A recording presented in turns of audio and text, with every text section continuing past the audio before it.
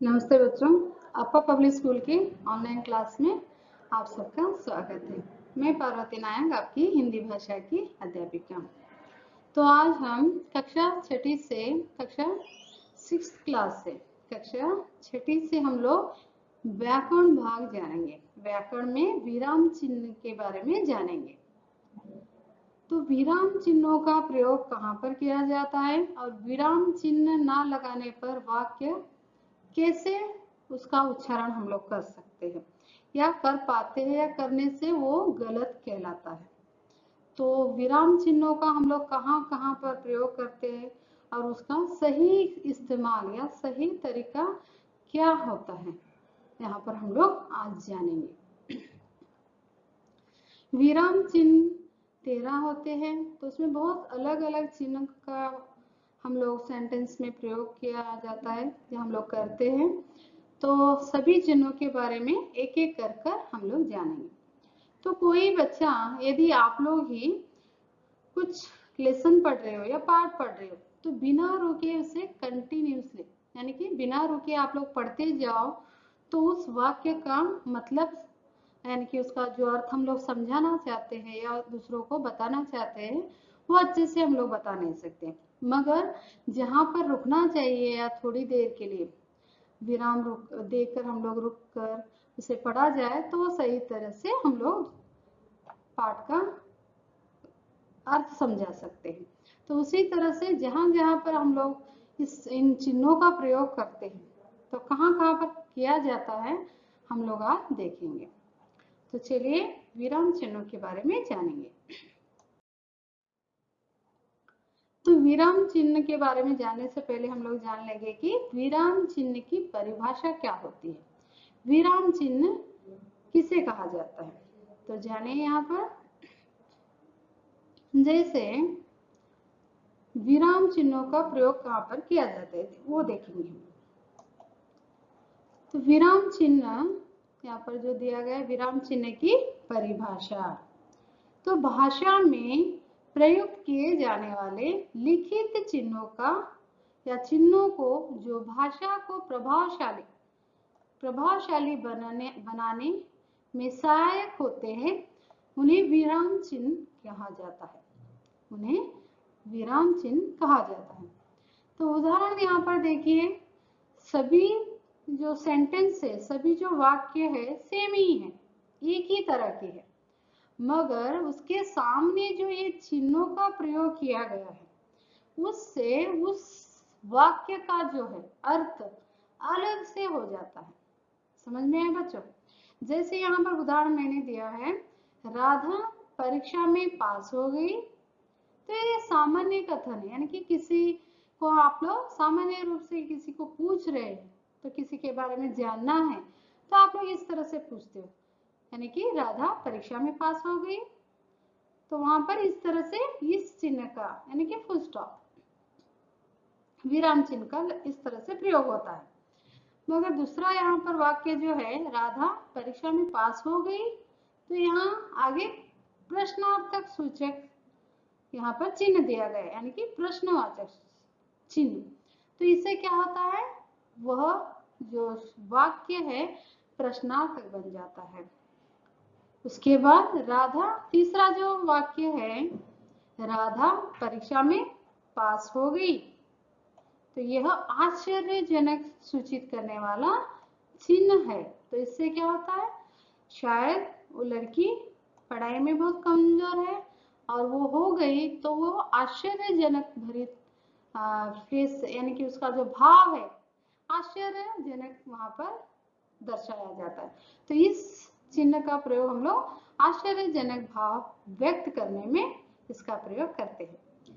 तो चलिए यहाँ पर कुछ चिन्हों का या बोलते हैं ना एक्सप्रेशन, तीनों वाक्य में अलग अलग विराम चिन्ह लगाने से तीनों का अर्थ अलग अलग हो गया है, यानी कि हो गया, तीनों वाक्यों में अलग अलग विराम चिन्ह लगाया है। तो इस तरह से क्या हो गया, ये जो एक ही जो सेंटेंस है वो अलग अलग रूप में आप लोगों के सामने दिखाई देता है। जैसे कि पहले बहुत खुशी की बात है कि राधा परीक्षा में पास हो गई, और दूसरा जो है प्रश्न सूचित, यानी कि प्रश्न कर रहे हैं किसी लड़की को, यानी कि राधा को यहाँ पर क्या कर रहा है, प्रश्न सूचित किया जा रहा है, यानी कि सच में हो गई या नहीं हुई, इस तरह से पूछा जा रहा है। मगर यहाँ जो है तीसरा जो है राधा परीक्षा में पास हो गई, यहाँ जो है आश्चर्य भरित निगाहों से या आंखों से या फेस यहाँ पर इस तरह से दिखाई पड़ता है। तो आश्चर्यजनक रूप से हम लोगों को इन सारी भावनाओं को या भाव से हम लोग व्यक्त किया जाता है या व्यक्त करते हैं। तो चलिए एक एक कर हम लोग सभी चिन्हों के, विराम चिन्हों के बारे में जानेंगे। तो यहाँ पर हिंदी में विराम चिन्ह कुल 13 है, यानी कि 13 विराम चिन्ह रहते हैं। तो पहला क्या है, पूर्ण विराम, यानी कि पूर्ण विराम इस तरह से लगाया जाता है। अल्प विराम, अल्प विराम का चिन्ह इस तरह से होता है। अर्ध विराम, यानी कि उसका चिन्ह इस तरह से होता है। प्रश्न सूचक चिन्ह, यानी कि क्वेश्चन मार्क। विस्मय सूचक चिन्ह, उसका चिन्ह इस तरह से होता है। योजक या विभाजक चिन्ह इस तरह से होता है। निर्देशक चिन्ह, उद्घरण चिन्ह, उपविराम चिन्ह, कोष्टक चिन्ह, लाघव चिन्ह, त्रुटि पूरक चिन्ह या हंस पद भी कहा जाता है। और अंतिम जो है 13वां, वो है विवरण चिन्ह।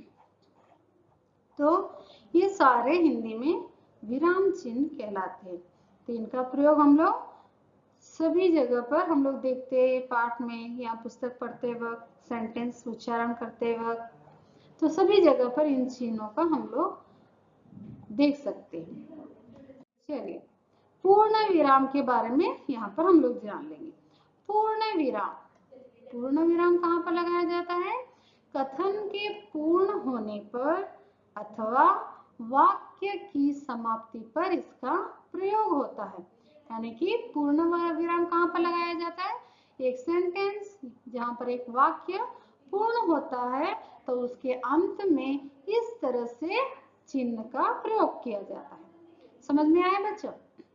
तो परिश्रम ही सफलता की कुंजी है। तो यहाँ पर फुल स्टॉप, यानी कि इतना ही यह वाक्य है। तो दूसरा है सुमन पास हो गई। तो यहाँ पर इस तरह से पूर्ण विराम का चिन्ह लगाया जाता है या हम लोग लगाते हैं। जैसे सुमन पास हो गई, परिश्रम ही सफलता की कुंजी है। समझ में आया बच्चों? तो पूर्ण विराम हम लोग एक वाक्य के पूर्ण होने के बाद लगाते हैं। दूसरा अल्प विराम। तो अल्प विराम किसे कहते हैं, जिस विराम चिन्ह का प्रयोग थोड़ा ठहरने के लिए किया जाता है। देखो, जिस विराम चिन्ह का प्रयोग थोड़ा ठहरने के लिए, थोड़ी देर के लिए ठहराया जाए, या कुछ बातें कर रहे हैं और कुछ देर के लिए हम लोग वहां पर ठहर जाए या चुप रहे, तो उस चिन्ह को क्या कहते हैं, विराम, यानी कि अल्प विराम कहते हैं। जैसे जिस विराम चिन्ह का प्रयोग थोड़ा ठहरने के लिए किया जाता है उसे अल्प विराम कहते हैं। वाक्य या पद में अलगाव दिखाने के लिए इसका प्रयोग करते हैं। हाँ या नहीं के बाद इसका प्रयोग किया जाता है। जैसे यहाँ पर जो लाल रंग के जो चिन्ह बताए गए वो होते हैं अल्प विराम। जैसे यहाँ पर हाँ, उसके बाद थोड़ी देर के लिए रुका जाता है या रुका गया है। हाँ, मैंने उसे नृत्य करते हुए देखा है। यहाँ पर उसका सही क्या है, हाँ या नहीं के बाद इस तरह से अल्प विराम का प्रयोग किया जाता है। दूसरा उदाहरण है, जैसे कि बहुत सारे हम लोग रंगों के नाम बोलते हैं या बहुत सारे अपने फ्रेंड्स के नाम, जैसे दोस्तों के नाम, सहेलियों के नाम बताते हैं ना, तो एक ही यानी कि एक ही वाक्य में हम लोग नहीं बोलते। जैसे कि गीता रमा निशा, काजल, ऐसा इस तरह से नहीं बोल सकते।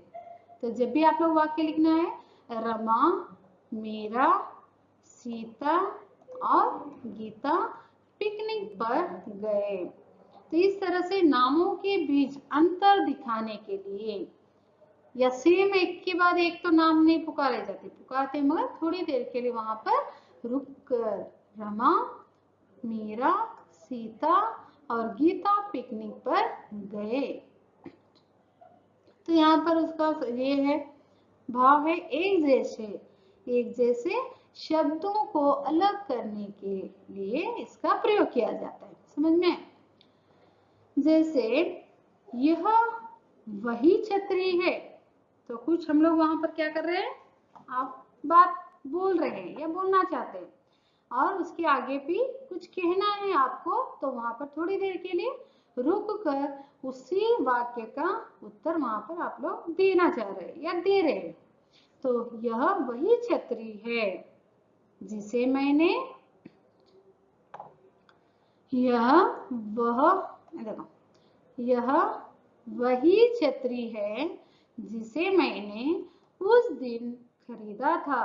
तो यह कहने के लिए आपका ही सेंटेंस या जो बोल रहा है उसी की ही बात है, जो कि अभी पूर्ण नहीं हुई है, थोड़ा रुककर वहां आगे जाकर पूरा किया जा रहा है। तो उसको उपवाक्यों को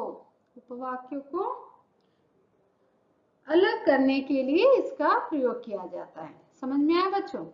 तो चौथा उदाहरण है, पिताजी ने कहा, वहां पर जरा देर के लिए रुक रहे हो और उसके आगे अपना सामान स्वयं उठाओ। तो यह उद्गरण जो चिन्ह होती है उसके पूर्व इस अल्प विराम चिन्ह का प्रयोग किया जाता है। तीसरा, अर्ध विराम। इसको जहां पर लगाते हैं, जैसे कि अर्ध विराम, जिस विराम चिन्ह का प्रयोग पूर्ण विराम से कम और अल्प विराम से ज्यादा अधिक समय तक रुकने के लिए किया जाता है, उसे अर्ध विराम चिन्ह कहते हैं। जैसे पहले क्या कहा, जिस विराम चिन्ह का प्रयोग पूर्ण विराम से कम और अल्प विराम से अधिक समय तक रुकने के लिए किया जाता है, उसे अर्ध विराम कहते हैं। तो पूर्ण विराम से भी और अल्प विराम से भी अधिक या कम, इस तरह से रुकने के लिए जो चिन्ह का प्रयोग किया जाता है उसे अर्ध विराम चिन्ह कहते हैं। जैसे रवि और रीमा चेन्नई पहुंचे और उसके आगे क्या लगाया गया है, अर्ध विराम लगाया है और उसके आगे कुछ कहना है उसे। अब उन्हें पोर्ट ब्लोर जाना था, तो उनका वाक्य जो है, उनकी जो बात है अभी अधूरी है मगर उसे आगे पूरा करना है, तो उसके लिए थोड़ी देर के लिए रुककर उसे पूरा किया जा रहा है। तो थोड़ी देर से यहाँ पर बताया गया ना, पूर्ण विराम से कम और अल्प विराम से अधिक समय जहाँ पर लगता है उसे अर्ध विराम चिन्ह कहा जाता है। शहर में डेंगू फैला था, सारे विद्यालयों की छुट्टी कर दी गई। तो जहाँ पर इस चिन्ह का इस तरह से प्रयोग किया गया। तीसरा, सत्य की हमेशा जीत होती है, इसे सदैव याद रखो। ये बात जो है पूर्ण नहीं हुई मगर आगे जाकर उसे पूरा करना है, तब इसका प्रयोग करते हैं। समझ में आया? जब भी आप कुछ पढ़ते हो या कुछ लिखते हो तो इन चिन्हों का प्रयोग करना चाहिए, और जहां पर करना चाहिए उसको वहां पर ही किया जाए, ना कि आप अलग तरीके के चिन्हों का प्रयोग करके लिखेंगे तो वो सेंटेंस या वो वाक्य पूर्ण रूप से गलत माना जाएगा। तो आप लोगों को ये सब चिन्हों का ध्यान रखकर लिखना चाहिए, पढ़ना चाहिए। तो चौथा है जो कि है प्रश्न यानी कि प्रश्न पूछने वाला या प्रश्न सूचक चिन्ह। तो इसका मार्क्स यानी कि चिन्ह का जैसे यहाँ पर दर्शाया गया है, प्रश्नवाचक शब्दों या वाक्यों के बाद लगाए जाने वाले चिन्हों को प्रश्न सूचक कहते हैं। तो प्रश्न सूचक किसे कहते हैं? प्रश्नवाचक शब्दों या वाक्यों के बाद लगाए जाने वाले चिन्ह को प्रश्न सूचक कहते हैं। जैसे तुम्हारा नाम क्या है, आप कौन हो।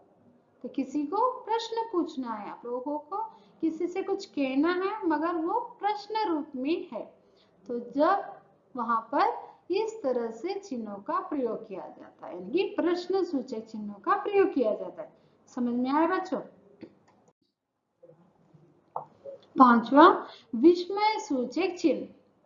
विस्मय यानी कि बहुत आप लोग डर गए, घबरा गए या आश्चर्यचकित हो गए, तो इन सारे शब्दों की जगह पर ये सारे चिन्हों को लगाया जाता है। जैसे कि जिन चिन्हों का प्रयोग विस्मय प्रकट करने वाले शब्दों, अरे, ओह, हाय, वह इत्यादि के बाद किया जाता है। जैसे कि कोई डर गया है तो घबरा गया है, तो जहां पर उसका भाव क्या व्यक्त हो रहा है? डरा सा है, घबराया हुआ है। या विस्मय चिन्ह यानी कि विस्मय आपका जो एकदम से आश्चर्यचकित होते हो, तो कुछ अलग से देख लेते हो या अलग से कुछ आपके सामने चकित करने वाला, भ्रमित करने वाला कुछ होता है, तो आपका फेस यानी कि आपके चेहरे का भाव जो होता है अलग से हो जाता है। जैसे कि यहाँ पर वो घबरा कर चिल्ला रहा है, यहाँ गुस्से से चिल्ला रहा है, यहाँ पर क्या है? बहुत खुशी से, जैसे कि वह ऐसी प्रकृति छटा पहले कभी नहीं देखी। तो पहला कभी नहीं देखने वाला दृश्य देखे तो क्या कहोगे? यहाँ पर वह हो गया है, ये है वाह। वाह, यहाँ पर इस तरह से वाह है, वाह क्या चीज है, क्या कितना सुंदर दृश्य है, वाह क्या नजारा है। तो इस तरह से आप लोग उस चीज के बारे में प्रशंसा करने के लिए या कुछ अलग बताने के लिए आपका जो भाव होता है प्रकट करते हैं, तो वाह कर तो वहां पर इन चिन्ह का प्रयोग किया जाता है। तो कुछ दुखमय वातावरण हो या दुख में आप हो या वो तकलीफ में हो या कुछ लग गया हो, तो तब क्या करते हो? हाय, तुमने तो मुझे मार मार कर, देखो, मार मार कर मेरा दम निकाल दिया, है ना? मार मार कर मेरा दम निकाल दिया, ये दम है, दम निकाल दिया। इस तरह से कुछ घबरा कर, डर कर, सहम कर जो आपके भाव के ऊपर, फेस के ऊपर, चेहरे के ऊपर वो जो भाव आते हैं, तो वो प्रकट करने के लिए इस चिन्ह का प्रयोग किया जाता है। तो छठा है योजक चिन्ह। योजक चिन्ह या विभाजक चिन्ह, शब्दों के युग्म में अथवा शब्दों को दोहराने में इस चिन्ह का प्रयोग किया जाता है। जैसे योजक चिन्ह यानी कि इस चिन्ह का प्रयोग, जैसे आप सुबह शाम लिखना है तो उसके बीच में तो दोनों एक दूसरे से आप लोग जोड़ते हो, तो वैसे शब्दों के बीच में योजक चिन्ह को लिखा जाता है। जैसे भाई बहन, भाई बहन, धीरे धीरे, माता पिता आदि चिन्हों को हम लोग आदि जो शब्दों के बीच में योजित चिन्ह का प्रयोग करते हैं, यानी कि तुलनात्मक, यानी कि उसके साथ कंपेयर करने वाले शब्द। तुलनात्मक शब्दों में जैसे कि सा, से, सी, से आदि के पूर्व भी योजक चिन्ह लगाया जाता है। जैसे श्रवण कुमार सा, यानी कि यहाँ पर मैंने बताया जैसे सा, से, सी, इसका मतलब होता है जैसे कि श्रवण कुमार सा पुत्र मिलना मुश्किल है। तो किसी के साथ आप लोग कंपेयर कर रहे हो, तुलनात्मक शब्द जब होते हैं तो किसी के साथ यहाँ वैसे राहुल जैसा हमारा पुत्र नहीं है, या सीता जैसी बुद्धिमान लड़की मेरी नहीं है, इस तरह से किसी के साथ कंपेयर करना हो, क्या किसी के साथ तुलना करना हो। रमा से बुद्धिमती स्त्री ही देखो इतना महान कार्य कर सकती है, इतना महान कार्य कर सकती है। तो इस तरह से योजक चिन्ह का प्रयोग किया जाता है। सातवां जो चिन्ह होता है यहाँ पर निर्देशक चिन्ह। तो इस तरह से जैसे इस चिन्ह का प्रयोग संवाद बोलने, इस चिन्ह का प्रयोग संवाद बोलने के बाद वार्तालाप वाक्य स्पष्ट करने या करते समय या उदाहरण देते समय किया जाता है। जैसे अर्जुन में विश्व का सबसे बड़ा धनुर्धारी बनना चाहता हूँ, जैसे कि अर्जुन जैसा। तो इस तरह से यहाँ पर चिन्ह बताया गया है। विश्व का सबसे बड़ा धनुर्धारी बनना चाहते हो, यानी कि अर्जुन जैसा या उसके जैसा मैं बनना चाहता हूँ या मैं बननी चाहती हूँ, बनना चाहती हूँ धनुर्धारी। तो अर्जुन के जैसा वहां प्रतीत कराने के लिए इस चिन्ह का प्रयोग किया जाता है। किसी के कथन का उदाहरण देते समय या उसके नाम के पूर्व भी निर्देशक चिन्ह का प्रयोग किया जाता है। जैसे स्वतंत्रता मेरा जन्म सिद्ध अधिकार है, स्वतंत्रता मेरा जन्म सिद्ध अधिकार है, किसने कहा था आपको पता है बच्चों? हाँ, यह जो वाक्य है बाल गंगाधर जी ने कहा था या बाल गंगाधर तिलक जी ने कहा था। तो इसके लिए भी इस चिन्ह का प्रयोग हम लोग इस तरह से करते हैं। योजक निर्देशक चिन्ह इस तरह से लगाया जाता है। योजक चिन्ह और निर्देशक चिन्ह में अंतर यह है कि योजक चिन्ह छोटा होता है और निर्देशक चिन्ह बड़ा होता है। तो पहले छोटा बताया मैंने, ये जरा सा बड़ा होता है। तो दोनों ही सेम है और इसका उच्चारण अलग अलग से होता है, इसलिए मैंने ये बताया कि वो जरा छोटा होता है और ये जरा बड़ा होता है। तो इस चिन्ह को इस तरह से आप लोग लिख सकते हो या समझ सकते हो। जो आठवां है उद्घरण चिन्ह। उद्घरण चिन्ह क्या है? इस तरह से जब किसी के द्वारा कहे गए कथन को, यानी कि कहे गए कथन को ज्यों का त्यों, यानी कि जैसा है वैसा ही उद्धृत किया जाता है, तो इस चिन्ह का प्रयोग होता है। जैसे तेनालीराम ने कहा, आप ही ने तो मुझे नहीं देखो मुंह नहीं दिखाने को कहा था। तो जैसे कि ज्यों का त्यों बोलने के लिए या जो बात जो है बहुत मुख्य है, तो उस बात को हम लोग इस तरह से उद्घरण चिन्ह का प्रयोग कर कर बता सकते हैं या लिखते हैं। तो इस तरह से उद्घरण चिन्ह का प्रयोग होता है बच्चों। समझ में आया बच्चों? नौवां जो है हमारा उपविराम चिन्ह है। जैसे कि इस विराम चिन्ह का प्रयोग ऐसे स्थान पर किया जाता है जहां कुछ पद अपने पूर्व लिखे शब्द के स्वरूप को स्पष्टता प्रदान करते हैं। इस विराम चिन्ह का प्रयोग अधिकतर अनुच्छेद तथा निबंध के शीर्षक के बीच किया जाता है। जैसे कि आपको कुछ निबंध लिखने के लिए देते हैं, तो अभी यहाँ पर मैंने बताया कि विज्ञान के बारे में निबंध लिखना है, तो क्या लिखना है? तो इस तरह से चिन्ह आपको आगे दिया जाता है कि वरदान है या अभिशाप है। तो विज्ञान हमारे लिए वरदान है या अभिशाप। तो इस तरह से इस शब्द का आप लोगों को इस तरह से क्या ऐसे यानी कि निबंध लिखना है, तो उसका विषय जो दिया जाता है इस तरह से लिखकर दिया जाता है। तो इन चिन्ह का प्रयोग इस तरह से किया जाता है। जैसे कि जीवन एक संघर्ष है, दहेज प्रथा एक बीमारी है।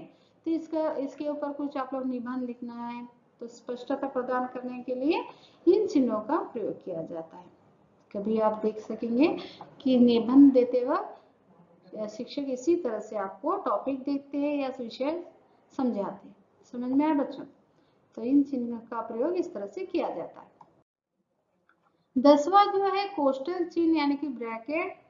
तो कोष्टक चिन्ह का प्रयोग वाक्य के मध्य आए कठिन शब्दों के अर्थ लिखने अथवा नाटक आदि में निर्देश देने के लिए किया जाता है। जैसे मनुष्य स्वभावतः जिज्ञासा, यानी कि किसी शब्द को आपको दूसरों को समझाना है। जिज्ञासा का मतलब होता है, देखो मनुष्य का स्वभावतः क्या होता है, जिज्ञासु। जिज्ञासु का मतलब क्या होता होगा, इस तरह से आप लोगों को समझ में नहीं आया तो उसके आगे क्या दिया जाता है, ब्रैकेट में जानने की इच्छा रखने वाला, यानी कि इस जो शब्द है, ये जो शब्द है इसका अर्थ ब्रैकेट में इस तरह से आपको समझाने के लिए लिखा जाता है कि आप लोग अच्छे से समझ जाओ। तो यहाँ मनुष्य स्वभावतः कैसा होता है, जिज्ञासु होता है। जिज्ञासु का मतलब समझ में नहीं आया तो आप लोगों को ये जो ब्रैकेट में दिया जाता है शब्द का अर्थ, तो उससे आप लोगों को इस बात के बारे में पूर्ण जानकारी मिल जाती है। तो जिज्ञासु का मतलब होता है जानने की इच्छा रखने वाला, तो जिज्ञासु होता है। समझ में आया बच्चों? तो कांतिलाल, कांतिलाल इस ब्रैकेट में कुछ आप लोग नाटक के रूप रहते ना, यहाँ पर कहाँ पर तो नाटक के ऐसे किरदार जो होते हैं, तो नाटकीय रूप में आप लोगों को बहुत जगह पर देख सकेंगे कि नाटक किसी के बारे में बताना रहता है। जो एक्शन जो होता है, रोने वाला सीन जो होता है, चिल्लाने वाला जो सीन होता है, कांतिलाल का अभी उसका सीन है, यानी कि उसका अभी रोल है, अभी करना, उसका एक्टिंग करना अभी चालू हो गया और उसको ब्रैकेट में जो दिया जाता है चिल्लाते हुए उसे कुछ कहना है, तो वो जो है समझाने के लिए इस तरह से ब्रैकेट में लिखकर उसे समझाया जाता है। तो कांतिलाल ने चिल्लाते हुए क्या कहा, निकाल, यहाँ पर क्या है, निकल जाओ, क्या है, निकल जाओ यहाँ से, इस तरह से उसने कहा। यह समझाने के लिए इस चिन्ह का यानी कि ब्रैकेट चिन्ह का प्रयोग, कोष्टक चिन्ह का प्रयोग किया जाता है। समझ में आया बच्चों? तो इस तरह से आप लोगों को भी ध्यान रखनी चाहिए, आप जब भी कुछ लिखते हैं तो विराम पूर्ण चिन्हों का उपयोग कर लिखें। लाघव चिन्ह, लाघव चिन्ह यानी कि इस तरह से राउंड यानी कि जीरो, इस तरह से हिंदी में कहाँ कहाँ पर प्रयोग करते हैं पता है बच्चों? बच्चों आपको पता है?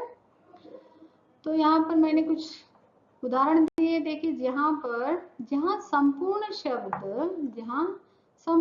शब्द न लिखकर मात्र उसका संक्षिप्त रूप लिखा जाए वहां इस चिन्ह का प्रयोग किया जाता है। जैसे बीए, बीए का मतलब होता है बैचलर ऑफ आर्ट। तो इस तरह से किसी को समझा, उसकी डिग्री या उसकी उपाधि बताने के लिए बीए है, तो इस तरह से लिखा जाता है हिंदी में bachelor of arts. Doctor, doctor के सामने जैसे किसी का नाम आपको डॉक्टर देखते हैं तो जहाँ पर डॉक्टर इस तरह से लिखा जाता है, जैसे कि मैंने यहाँ पर बताया, उसे संक्षिप्त रूप से ना बताकर इस तरह से लिखकर डॉक्टर सुशील या डॉक्टर रमा इस तरह से लिखा जाता है। पंडित, पंडित इस तरह से लिखकर बताया जाता है। बहुत सारे इत्यादि आदि वर्डों को इस तरह से हम लोग किसी की उपाधि के बारे में बताना हो तो इस तरह से लिखा जाता है। समझ में आया बच्चों? 12वां जो है त्रुटि पूरक चिन्ह या हंस पर, ये जो है चिन्ह जो है आपका बहुत फेवरेट होता होगा, ऐसा क्यों कह रहे मिस, सोच रहे होंगे, मगर आप जब कभी भी कुछ सेंटेंस लिखते हो और कुछ छूट जाता है तब आप लोग करते हो ना ऐसा, ऐसा एरो मार्क ऊपर लगाकर, हाँ मिस मैंने यहाँ पर लिखा है, आप ऊपर जो लिखा है मुझसे गलती हो गई है और ऊपर जो है वो सही है, मैंने मेरे हाथ से छूट गया है, इस तरह से बताने के लिए इसका प्रयोग किया जाता है। जैसे कि इस चिन्ह का प्रयोग वाक्य में किसी शब्द या शब्दांश के छूट जाने पर किया जाता है। जैसे राम अयोध्या के थे, तो इस तरह से हम लोग नहीं लिख सकते, तो यहाँ पर कुछ छूट गया है तो ये सेंटेंस कंप्लीट नहीं है, तो यहाँ पर क्या लिखा जा रहा है, राम अयोध्या के राजकुमार थे। इस तरह से एरो मार्क बताकर इस तरह से हंस पद चिन्ह का भी प्रयोग किया जाता है। आप लोग बहुत ज्यादा करते हो, कुछ बच्चे करते हैं तो पता होगा। और दूसरा जो शब्द है वाक्य है, वह दिन रात, यहाँ पर कड़ी, ये जो कड़ी शब्द है यहाँ पर आना चाहिए, मगर यहाँ पर ना आने के लिए ना नहीं लिखा गया, इसलिए यहाँ ऊपर लिखकर इस तरह से चिन्ह का प्रयोग किया जाता है। वह दिन रात कड़ी मेहनत करता था। तो जो कड़ी शब्द जो था यहाँ पर भूल जाने की वजह से या छूट जाने की वजह से आप लोग क्या करते हो, इस तरह से चिन्ह का प्रयोग कर ऊपर एरो मार्क बता देते हो कि मैंने यहाँ लिखा है। तो इस तरह से ये चिन्हों का प्रयोग यहाँ पर किया जाता है। जो अंतिम जो है 13वां विवरण चिन्ह। इस विराम चिन्ह का प्रयोग वहां होता है जहां वाक्यांशों के विषय में सूचना या निर्देश देना हो। जैसे इस विषय को और अधिक स्पष्ट के लिए उदाहरण नीचे दिए जा रहे हैं, जैसे आप लोग देख सकते हैं। ये रॉन्ग है। जैसे वर्णों के दो भेद होते हैं। आपने देखा ही होगा, जैसे भाषा या ग्रामर लिखाते वक्त कुछ शब्दों को हम लोगों ने इस तरह से लिखकर बताया कि वर्णों के दो भेद होते हैं। जैसे कि इस चिन्ह का प्रयोग यहाँ पर किया जाता है। जैसे कि यहाँ चिन्ह है विवरण चिन्ह, स्वर और व्यंजन। क्या है, वर्णों के दो भेद कौन से हैं, स्वर और व्यंजन। तो इस तरह से इन चिन्ह का प्रयोग हम लोग करते हैं। और ये ढेर सारे जो ये चिन्ह जो थे अब तक, जो आप लोगों ने 13 चिन्हों के बारे में जो देखा, ये सारे चिन्हों का प्रयोग कर ही भाषा को सुंदर और अर्थपूर्ण बना देती है। और आप लोग कभी भी जब पढ़ते हो तो इन चिन्हों का प्रयोग कर पढ़े या लिखना है तो इन चिन्हों का उपयोग कर लिखे तो वाक्य भी अच्छा होगा। आप लोग जो भी लिखोगे तो वो सुंदर तरीके से आप लोग दूसरों के सामने प्रस्तुत कर सकते हैं। तो मैं ये समझती हूँ आप लोगों को ये विराम चिन्ह के बारे में बहुत सारी जानकारी मिली या प्राप्त हो गई है। और आपको कुछ भी इसके बारे में पूछना है तो आप हमसे पूछ सकते हो। तो धन्यवाद बच्चों, नमस्ते।